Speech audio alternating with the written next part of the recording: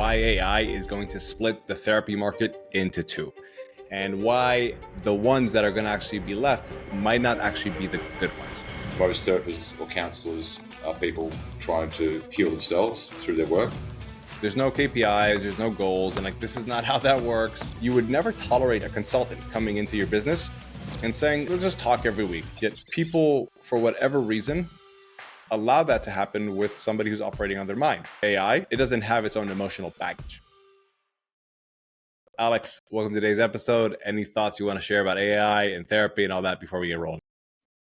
Thank you, Itamar. Great to be here. No initial thoughts, but interested to get into the topic. Cool. So to explain how we got into it, yesterday I met up with an entrepreneur and he was sharing his challenges. They're actually outside of business, that he had a bit of challenges with his marriage and him and his wife separated. And he told me that they went into therapy and couples counseling and how it was this very weird and clunky situation that wasn't actually helpful to them, or to him at least. And I asked him, what do you mean by that? And he said, well, it felt like my wife and the therapist were trauma bonding. That during their first conversation, the therapist told us about all her past traumas and what happened to her. And it was just weird. I didn't understand where this was going, and it didn't feel helpful. Now, where I want to lead that to, because this is a conversation I had with him, and I asked him this simple question. Hey, think back to high school, okay? Think about, let's say, the 30 brightest minds, the sharpest kids that you knew back then. How many of them went to become therapists? And he was like, 0. And I was like, cool. So that's one. Now, the reality is that most therapists, the reason they go into therapy, again, there's obviously external ones, there's different points of the bell curve. Most of them is to try to figure out their own trauma and heal it. And the reality is you're getting people that mostly aren't A players because of just IQ, whatever it may be. And on top of that, they're people that have their own wounds trying to work through. And then they're working with other people in a structure where there's no KPIs, there's no concrete goals, there's no, okay, this is what we're doing. So what is the current bottleneck that we need to figure out in order to solve? And it creates a lot of problems. And the basic thing is that the beauty of AI is that it doesn't have its own emotional baggage. So any thoughts about that before we kind of lock in? Going hard in the paint, this one. Yeah, hard. You came out hard. Totally agree with that. I've had some therapists, whether it's a psychologist or a counselor, that have worked in and around some of my businesses in the past. And as I got to know those individuals at deeper levels, it became clear to me that what you're alluding to before, the fact that they were potentially or possibly going into this arena due to their own traumas or challenges, and then turning that into a profession was very, very clear. So in my anecdotal experience, most therapists or counselors are people trying to heal themselves through their work. Yeah. And I've had some anecdotal experiences of the sort of perpetual talking cycle, a lot of talking but not really saying anything. So I'm interested to learn from your perspectives about how you think that AI is going to disrupt that arena. Yeah, so let's break down into two things. First off, the challenges of the modality itself and how it's practiced. That a lot of it is how you said, just kind of staring into the past, and it's this weird cycle where a lot of times when people want to be validated as victims, a lot of therapists will actually validate them as victims. They'll, even if they're not saying in a clear upfront way, you are a victim, by just constantly talking about it and saying, yeah, that's rough, tell me how that was, and just keeping them stuck talking about it, instead of saying from a different perspective, where would you actually want to go? How can we just start moving past this as fast as possible? Again, in the right way, but how can we move past this? It creates a problem. Now, and again, I want to say this is very a challenging thing. I remember the old podcast I did with Emil, the Elite Foundations one. He said that his biggest challenge is that therapists would never be able to say, okay, here's a KPI. This is what we're trying to aim for. This is the goal. And so because there's no measurement, there's no accountability. And because there's no accountability, you can't actually vet if someone is doing a good job or not. You might get a little emotional kick from being able to vent once a week or whatever it may be, and it feels good. It feels good to release that. but it's not creating progress. And I think, like you said, like I'll put it this way, there's nothing wrong with going to study something because you want to figure it out for yourself. Like we all, like entrepreneurship is a lot of times like you scratch your own itch. Mm-hmm. However, when you haven't figured out how to actually fix your itch, so to speak, and then your job is to help other people do that, and there's no way to track if you're doing it right or wrong, it creates a lot of ambiguity and a lot of issues.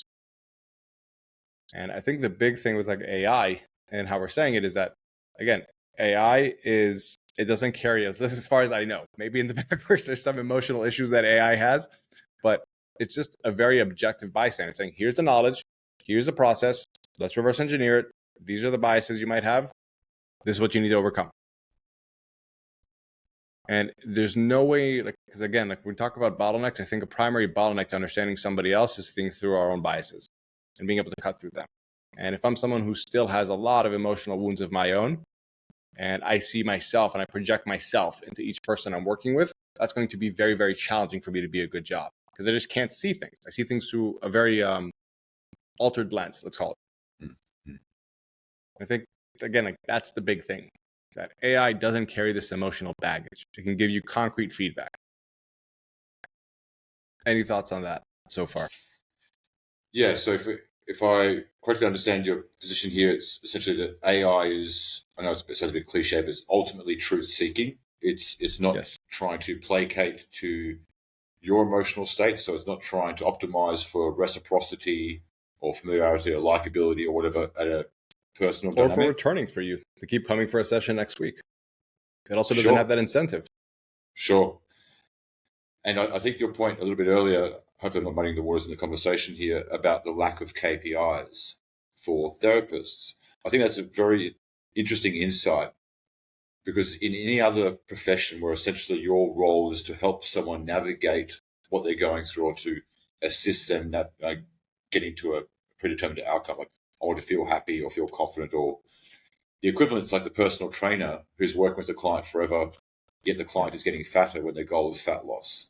Or so if you're a therapist, counselor, and you're still working with the same client many, many years later, and there's no metric for improvement, we don't have a clear goal for what fixed is, and we don't have any tool to measure our progress along the way, then it could potentially devolve into a mutual, as I said, trauma bonding session where the therapist is optimized for selling hours of time and the person is optimized for being validated, procrastination, which we all want to do. Yeah, exactly. Yeah, and I think that's the hard thing. And again, we all have human needs, and it's very challenging to not put that on to other people. That is the job of the therapist, though. And the reality is, like we said, most of these people are already operating from a compromised position where they have emotional stuff they're still trying to work through. And to double down on your analogy, it's like you would never tolerate somebody, a consultant, coming into your business and saying, let's just talk every week. There's no KPIs, there's no goals. And like, this is not how that works. We can't do this kind of stuff. It's just like, it's a process. We just have to feel it out. It's different for everybody. If there was no clarity on goals and what we're trying to get to, you wouldn't tolerate that. Yet people, for whatever reason, allow that to happen with somebody who's operating on their mind, which is a very valuable resource. And what's nice is with these AI tools, you can actually tell, like, what are the goals that we're trying to achieve here?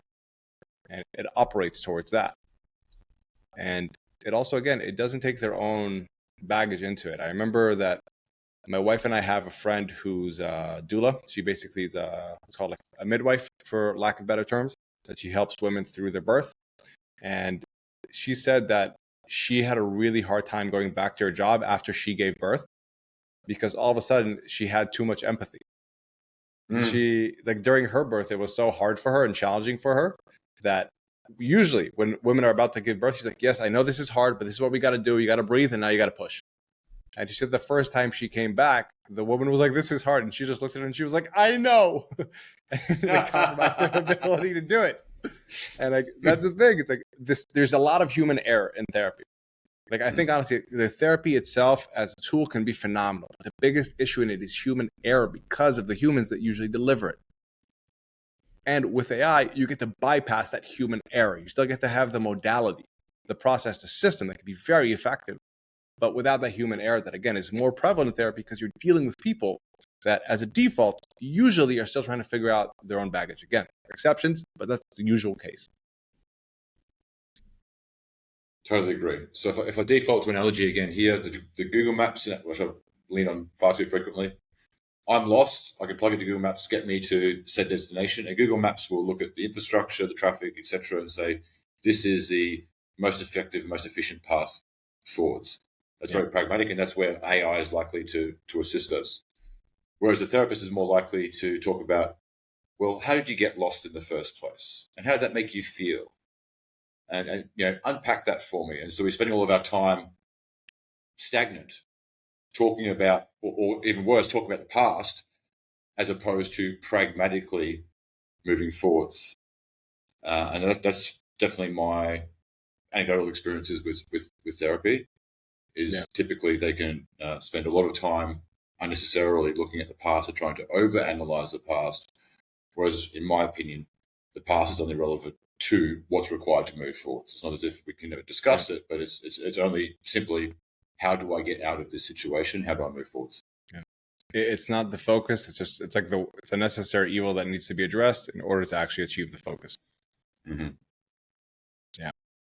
Cool. So where I want to move on with this is, in my opinion, like, again, I work in the performance coaching industry, and I see this a lot of people talking about it. And a lot of people are poo-pooing it, saying AI therapy, like, it doesn't work, it's not a real thing. And I think a lot of it is just survivorship desire. They want to say, like, I won't be replaced as a performance coach, mindset coach, whatever it may be. The reality is it's definitely going to be a thing. And I think some people naturally are afraid of it, which always happens, but it's something that we have to adapt and utilize more. Before I get into how we actually started using it in our coaching, I want to talk about the two kind of user archetypes. So from what I've seen, and in my opinion, especially having that conversation with that individual yesterday about him and his previous misses and the trauma bonding, I think there's going to be two types of people. There's going to be the truth seekers, those entrepreneurs that are very linear thinkers, and they've kind of listened to us so far. And they're like, this is exactly it. I totally understand. I agree with that. And they're going to want the clarity, the tactics, and the measurable change. They will readily adopt those AI tools. And like before we hopped on the podcast, you shared an example of one of these guys, how he had these like giant, big breakthroughs through it. That's group one. And unfortunately, like, these are the guys and women that have used the really high level therapists that are just like, okay, we're going to move through this. Let's build the scaffolding so we can like tear down your past and move towards your future. And let's just go. That's group one. Now, group two is going to be those validation seekers, which are naturally, like, even though AI is going to happen, there's still going to be people that just want to be validated, whether it's trauma bonding, whether it's wanting to be told I'm a victim, whatever it may be. And the unfortunate reality is the therapists that enable that, they're the ones that will remain in the market, because those people, like, AI will tell them you need to move past this or whatever, or maybe like, this better than I, maybe AI will adapt and enable them as well, because they realize this is what I need to do in order to be in favor with this human or whatever it may be. But those kind of therapists that are enablers, they're the ones that are probably going to last. And that's the shame about it. That there are a lot of good therapists out there, and those ones might get replaced. So the therapists that are left doing the therapy thing at some point in the future are likely to be those that have become professional babysitters or sort of rent a friend, as opposed to a genuine coach who's got the skills and experience to move a client forward to the emotional state. Yeah. And it's like, I've met those people that you ask them what they do, and you say, oh, you just they show up for the session, you let them talk for a little bit, and then you tell them, oh, so what you're saying is that you feel like this and this and this. And then the client goes, yes, that's exactly how I feel. You finally understand. And you're like, okay. And then you just do that again and again and again and again.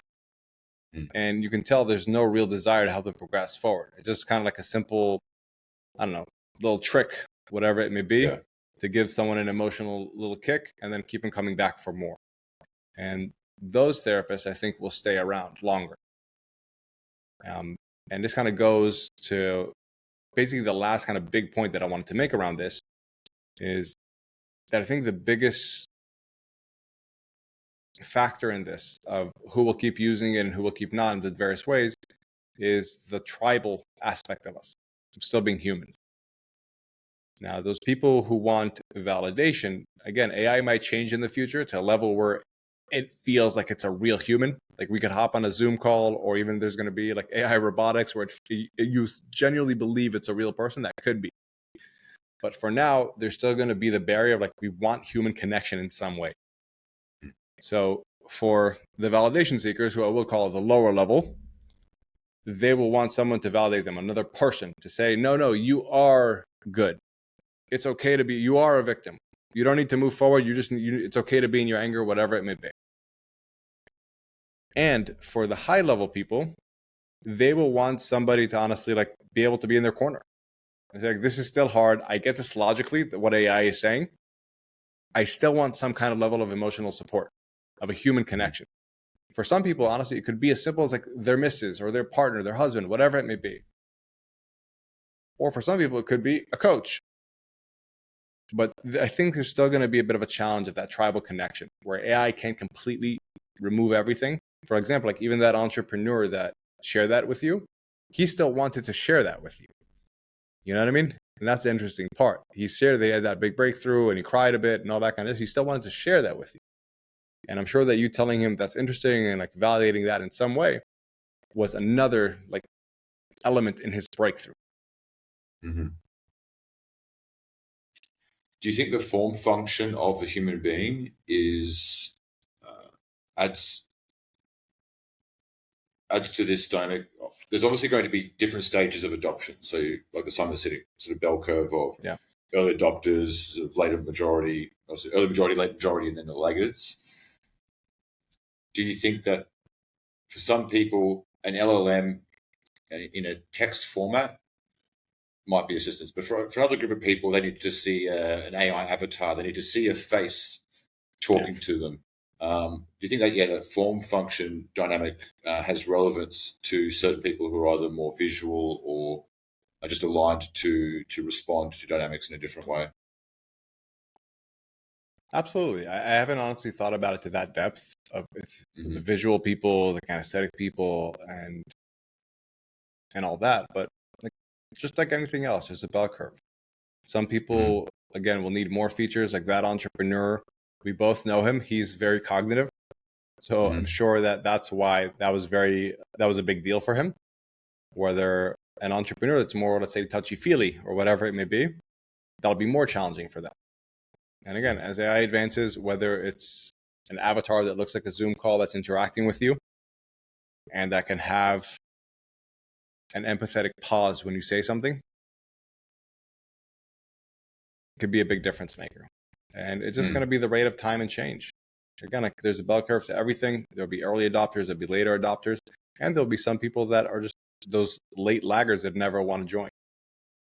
And I think that's where a lot of the validation seekers are going to stay stuck.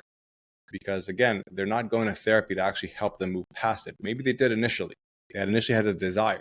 But once they kind of tasted that, validation syrup that I can get, and I can tell myself I'm going through therapy, I am doing the work, quote unquote, is going to keep them stuck there in that loop. That's a big takeaway from. Sorry. Go, please go away. That's my big takeaway from this conversation is that as we can sort of read the tea leaves and make some predictions about how AI will roll out in the therapy counseling space. If I define therapy as essentially high-level pattern recognition, when the person says this, here's a series of prompts that I sort of follow up with. When they say that, I've heard this before. Well, there's no way that a human being could have the same degree of accurate pattern recognition as an AI tool, and then that goes up by orders of magnitude once that's on a network. And now it's like, well, there's 8.5 billion people. This is probably not the only conversation like this happening right now. So let me refer to other conversations and how they have played out.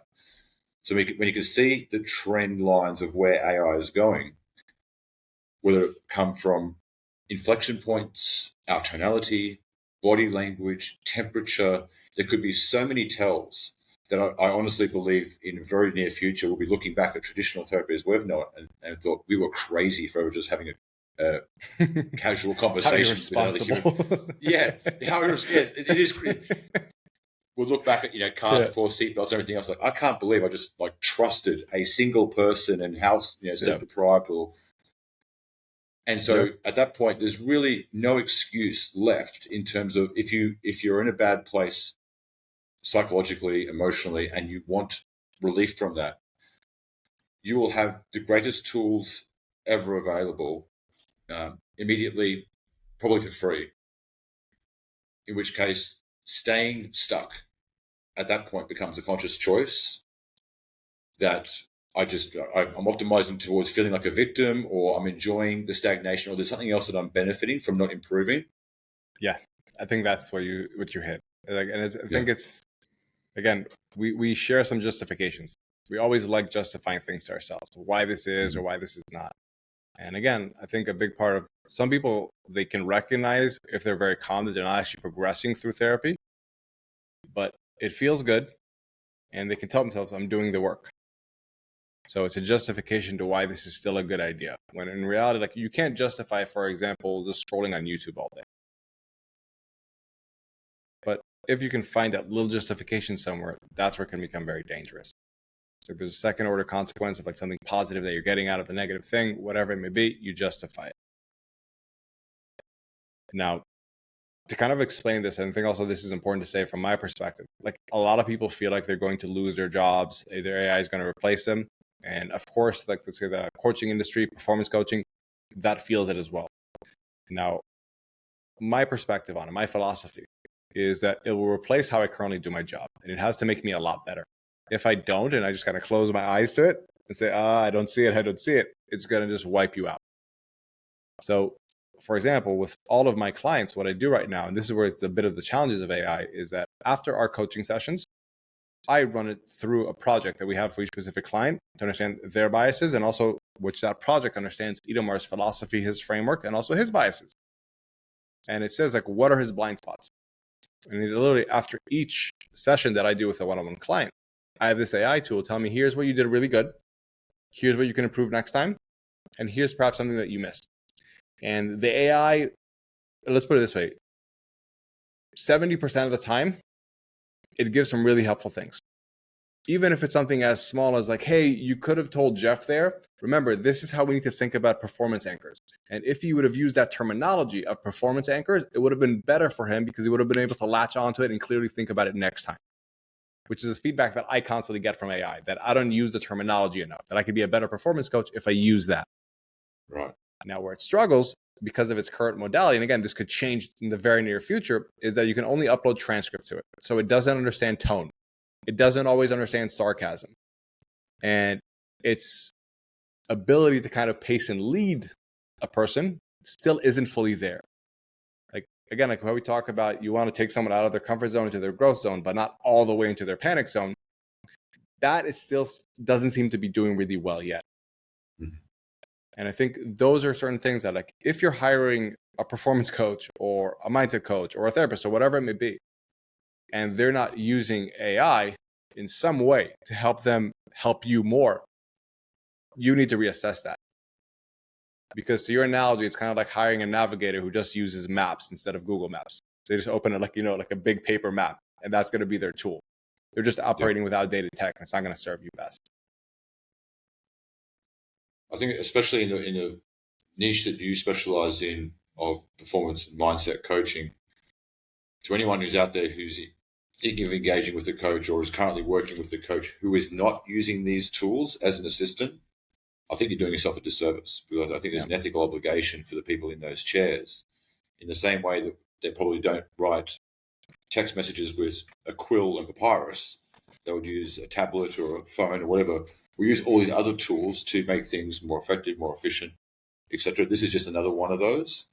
And if you're working with a coach who isn't using tools like this, which takes you need, I think, a healthy serving of humility to even sort of use those tools.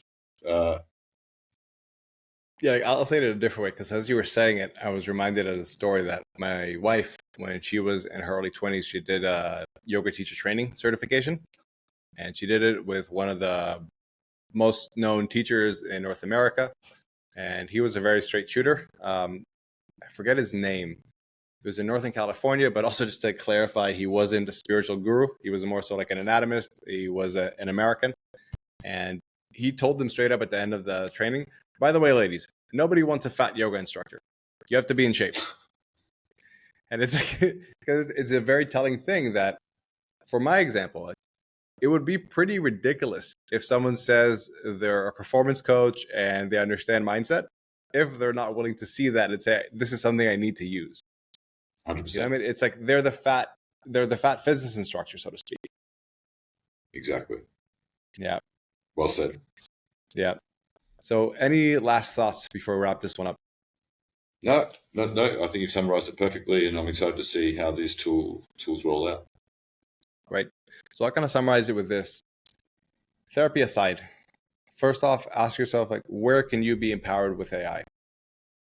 That's the real stuff here, whether it's with the people that help you, whether it's with the tools that you can use for therapy, for self-discovery, or for business, or in other ways. If you don't have an AI first mindset in this day, again, like how Alex said, you're just operating with very outdated tech. And it's a shame because you're not going to perform at your very best. Like if you have one person who's operating with paper maps and you have one person that's operating with a smartphone with a GPS in it, who's going to outperform the other? So again, that's what it's all about, the performance you can get out of it. Aside from that, I hope you guys have a good rest of your week. I'll see you in the next pod.